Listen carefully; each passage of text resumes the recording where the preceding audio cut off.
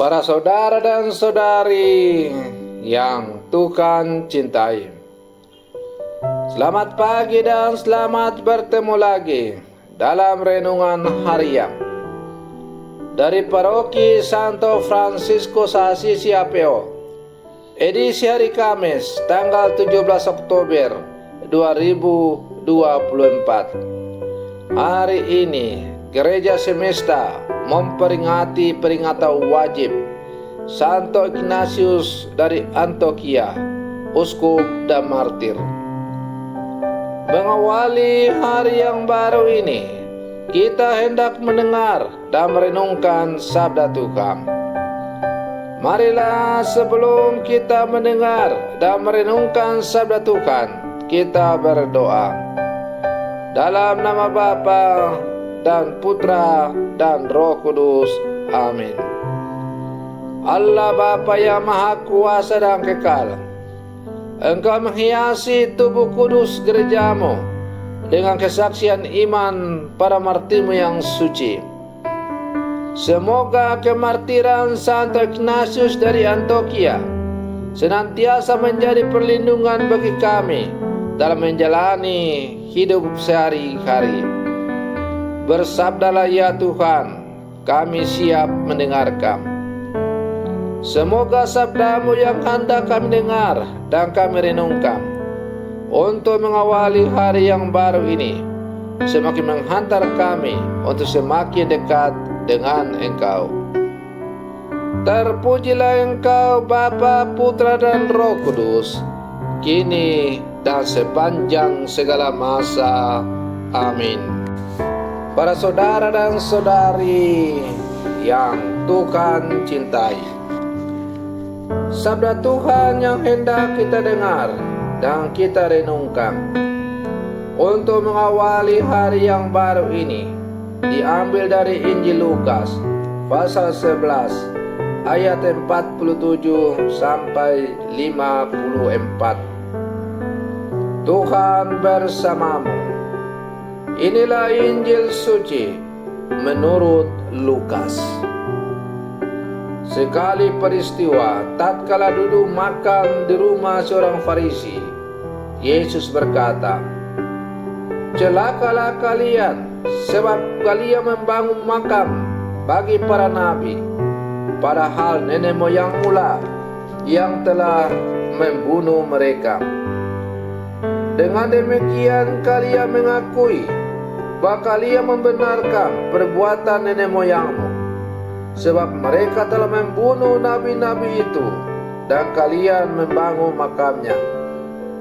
Sebab itu hikmat Allah berkata, Aku akan mengutus kepada mereka nabi-nabi dan rasul-rasul, tetapi separuh dari para nabi dan para rasul itu akan mereka bunuh dan mereka aniaya.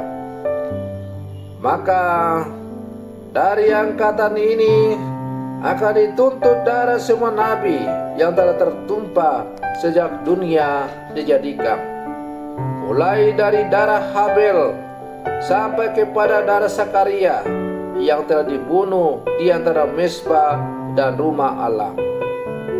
Bahkan aku berkata kepadamu, semuanya itu akan dituntut dari angkatan ini.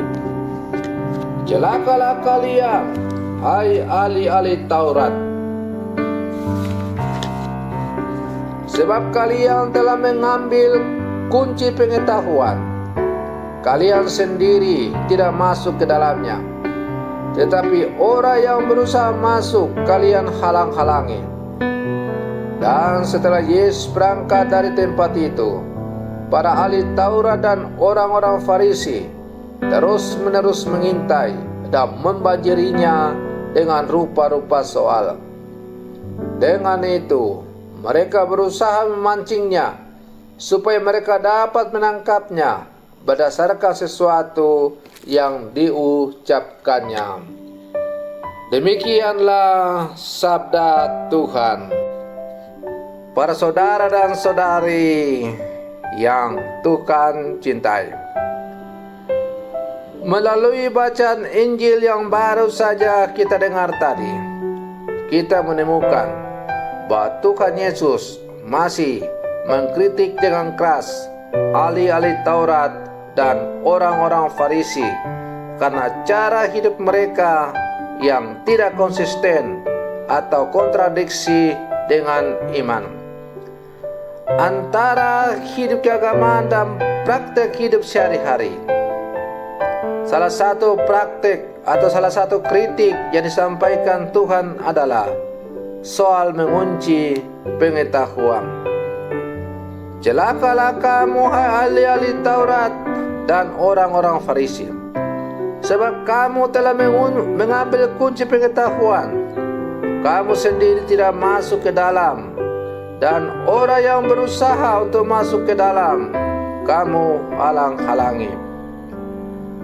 Mungkin inilah yang disebut dengan istilah pembodohan hidup beragama.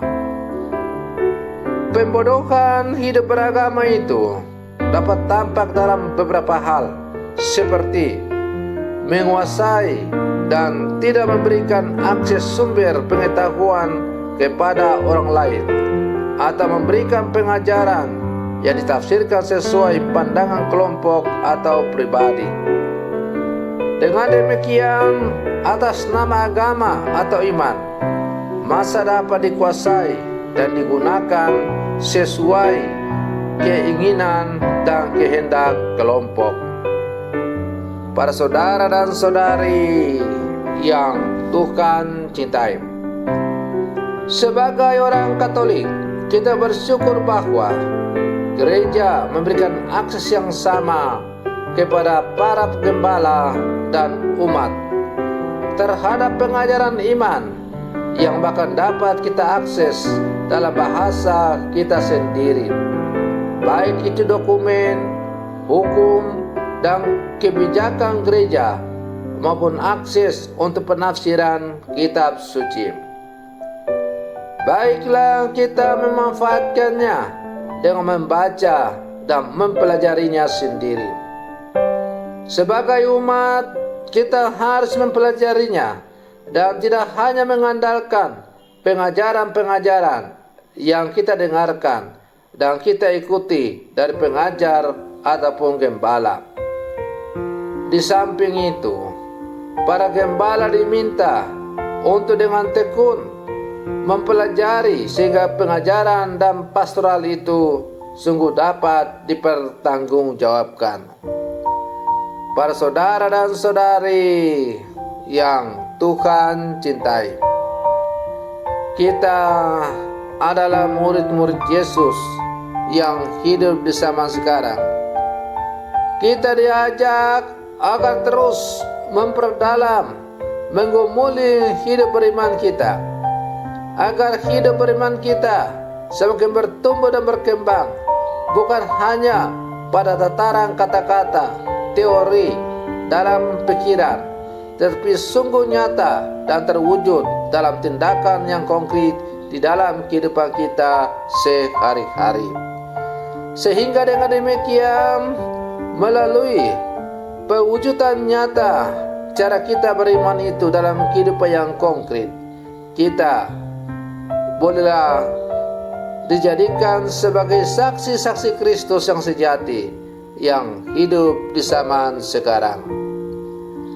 Para saudara dan saudari yang Tuhan cintai, semoga permenungan saya untuk mengawali hari yang baru ini semakin menghantar kita untuk menjadi murid-murid Yesus yang sejati. Selamat pagi, Tuhan Yesus memberkati.